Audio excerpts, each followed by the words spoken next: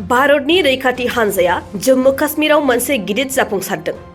सीमा ओनसोलाव थानाय रैखाथि हानजाया उदखारिनि थाग्रा खुलिखौ थेर-बेथेर खालामनायजों लोगोसे 4 उदखारिफोरखौ हमनो हाबावदों।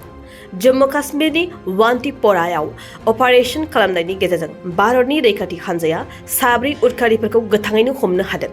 हमजानाय उदखारिखौ लश्कर-ए-तैयबा आफादनि होननानै रैखाथि सुलुङा फोरमायदों। मोनसे सुलुंखौ मोननानै सान्थ्रि CRPF हानजाया वान्टीप'रायाव अपारेशन खालामनानै उदखारि थाग्रा खुलिखौ थेर-बेथेर खालामनायजों लोगोसेयैनो गोबां हाथियार, गुलि आरो माखासे बेसादफोरखौबो बोखांनो हादों।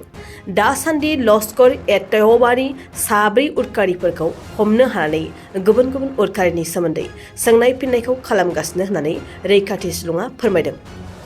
ओरैहाय जायगानि पुलिस बिबानगिरिया फोरमायनाय बादिब्ला सीमा ओनसोलाव दासान्दि गोबां लश्कर-ए-तैयबा उदखारिया आश्रय लानानै दं।